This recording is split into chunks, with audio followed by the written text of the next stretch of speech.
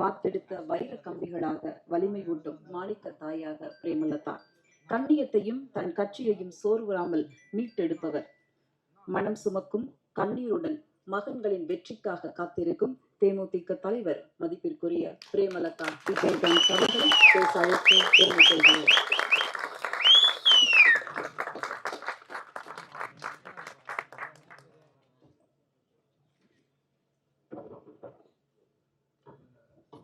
அனைவருக்கும் வணக்கம்.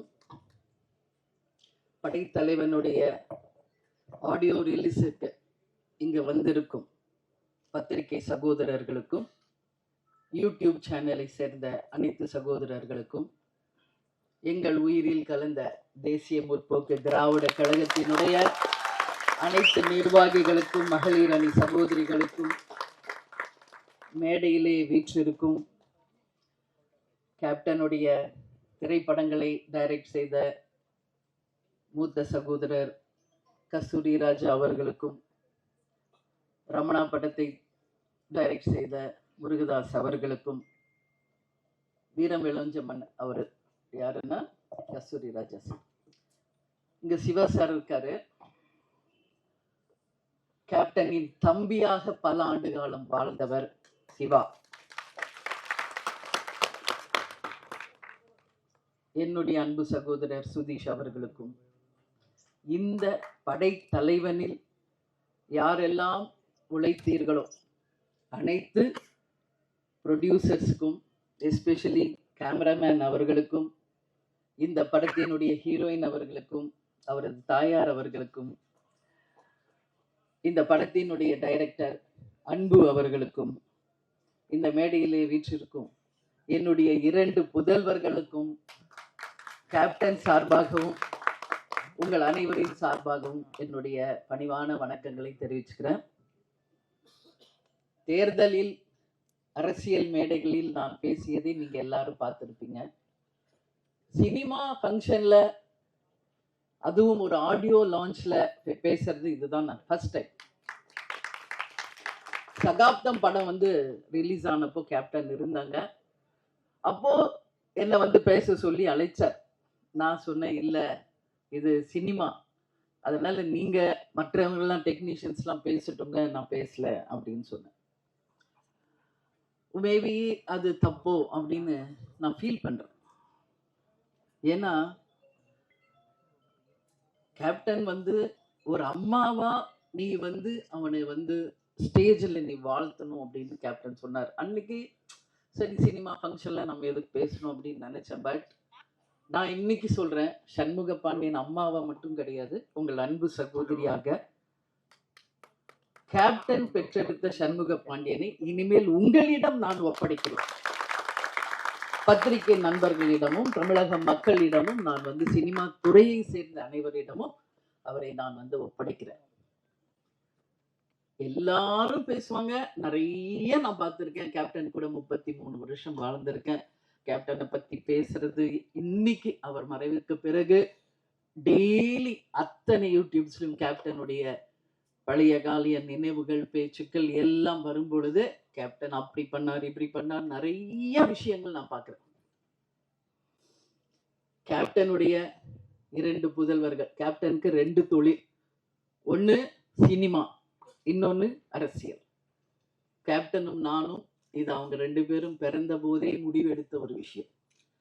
அப்பாவின் பாதையில், சிங்க பாதையில் விஜய் பிரபாகர் அவர்களும், யானை பாதையில் இளையவர் சண்முக பாண்டியன் அவர்களும் அவங்க அப்பாவுடைய கனவு லட்சியத்தை நிச்சயமாக வென்றெடுப்பார்கள் என்பதில் ஒரு அம்மாவை எனக்கு எந்த டவுட்டுமே கிடையாது. ஏன்னா கேப்டன் நான் அவங்களை அப்படிதான் வளர்த்துருக்கோம்.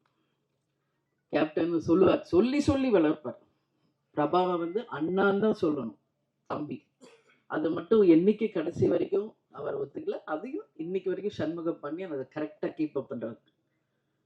ஏன்னா அந்த பாண்டிங், அந்த ரெஸ்பெக்ட், அது இருந்தாதான் நம்ம வாழ்க்கையில ஒற்றுமையாக பல சாதனைகளை செய்ய முடியும் என்பதில் கேப்டன் உறுதியா இருந்தாரு. அதையே பிள்ளைகளுக்கும் நாங்கள் சொல்லி கொடுத்து அவங்கள வளர்த்துருக்கோம். நீங்க எல்லாரும் சொன்னீங்க, டவுன் டு எர்த்தா இருக்காங்க, அப்பா மாதிரியே உதவி செய்யறாங்க, எல்லாரோடையும் சகஜமா பழகுறாங்க அப்படின்னு. இன்னைக்கு இல்ல, இன்னும் எத்தனை ஆண்டு காலம் ஆனாலும் உச்ச நட்சத்திரமாக சண்முக பாண்டியன் அவர்கள் வந்தாலும் இன்னைக்கு எப்படி உங்க அத்தனை பேரிடமும் எளிமையோடும் உங்கள் அன்பு சகோதரர் போல டவுன் டு எர்த்தா இருக்காரோ அப்படிதான் இருப்பார்.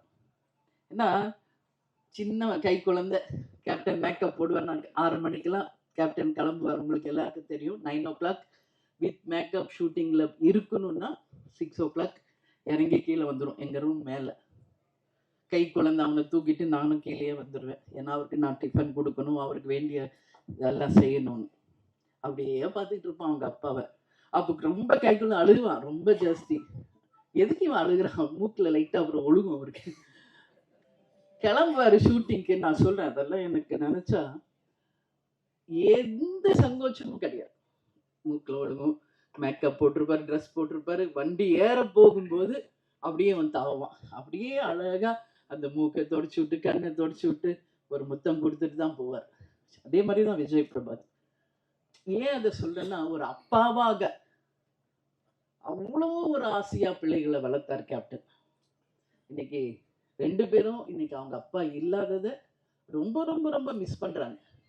இங்க கேப்டன் இல்லைன்னு நான் நினைக்கவே இல்லை. இங்கதான் இருக்காரு கேப்டன். இந்த ஆடியோ ஷோல இன்னைக்கு ஆடியோ லான்ச்ல இங்கதான் கேப்டன் இருக்கார், நம்மோட தான் இருக்கார். அதுல எனக்கு எந்த மாற்று கருத்துமே கிடையாது. இந்த இடத்தில் கேப்டன் இருந்து அவருடைய நல்லாசியுடன் அவருடைய வாழ்த்துக்களுடன் தான் இந்த ஆடியோ லான்ச் நடந்துகிட்டு இருக்கு. அதுல எந்த மாற்று கருத்துமே இல்லை. அதே மாதிரி சண்முக பாண்டியனை பார்த்தீங்கன்னா ஒரு டென்ஷன் இருக்கும் ஏதாவது வாழ்க்கையில.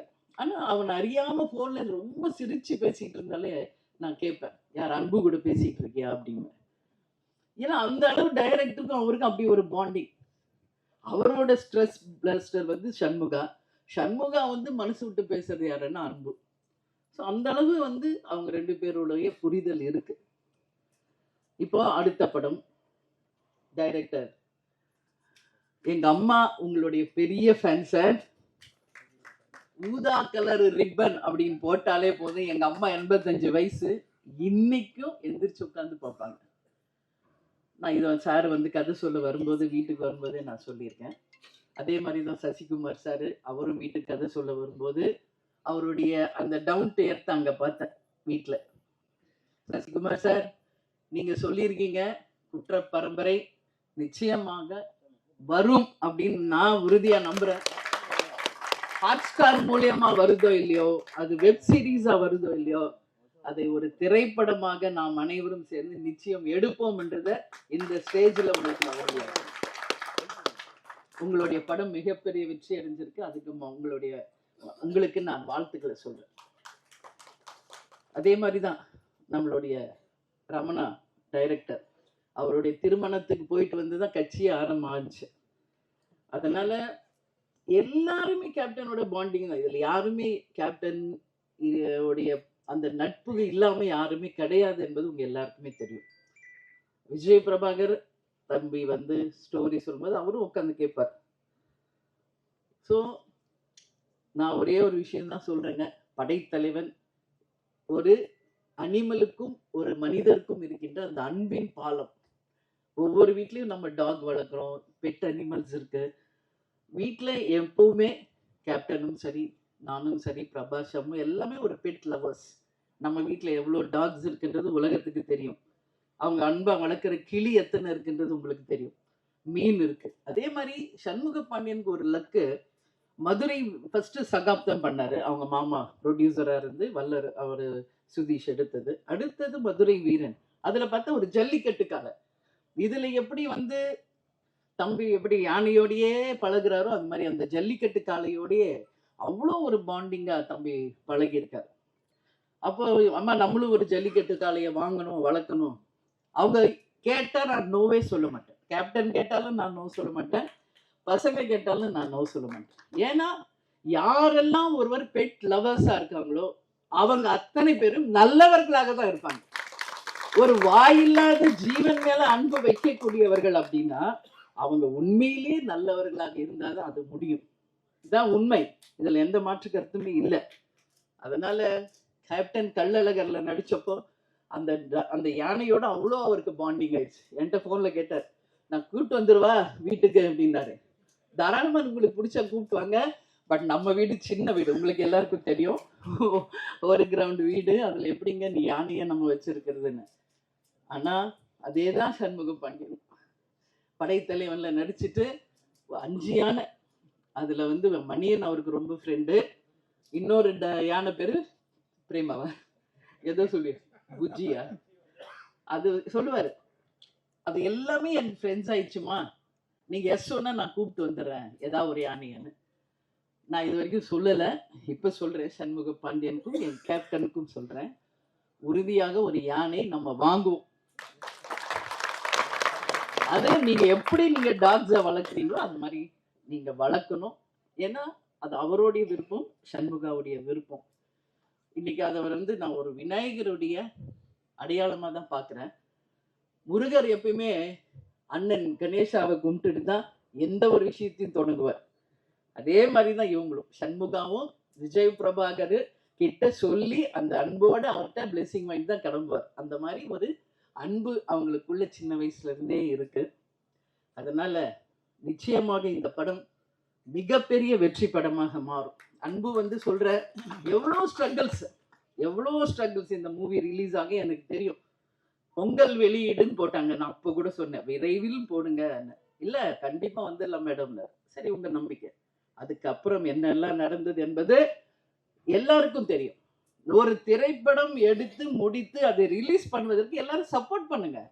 கேப்டன் எத்தனை பேருக்கு எவ்வளவு சப்போர்ட் பண்ணியிருக்காரு, எவ்வளவு திரைப்படங்களுக்கு சப்போர்ட் பண்ணியிருக்காரு, எத்தனை டெக்னீஷியன்ஸுக்கு சப்போர்ட் பண்ணியிருக்காரு.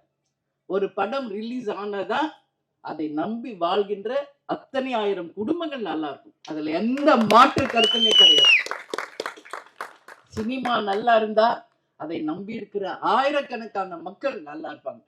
அதுல நாங்க உறுதியா இருக்கோம். கேப்டன் கூடயே இருந்து சினிமானா என்ன என்பது நாங்க நல்லா உணர்ந்திருக்கோம். நிச்சயமாக கேப்டன் விட்டுட்டு சென்ற அந்த இடத்தை அரசியலில் விஜய் பிரபாகரும், சினிமா துறையில் சண்முக பாண்டியனும் கேப்டன் மாதிரி இருந்து நிச்சயமாக அனைவருக்கும் அதே மாதிரி இருப்பாங்க என்பதில் எந்த மாற்று கருத்தும் யாருக்கும் வேண்டாம். எனவே நிச்சயமாக இந்த படம் மிகப்பெரிய வெற்றி படமாக அமைய வேண்டும் என்று கேட்டுக்கொண்டு, கேப்டனுடைய ஆசீர்வாதத்தோடும் இங்கு வந்திருக்கின்ற அனைத்து நல்ல ஒழுங்கலினுடைய ஆசீர்வாதத்தோடும் படைத்தலைவன் மிகப்பெரிய ஒரு வெற்றி படமாக அமையணும் சொல்லி கேப்டனையும் கடவுளையும் நான் வேண்டிக்கிறேன். மீண்டும் மாபெரும் ஒரு வெற்றி விழாவில் உங்களை சந்திப்பேன் என்று கூறி உங்களிடமிருந்து விடைபெறுகிறேன். நன்றி, வணக்கம்.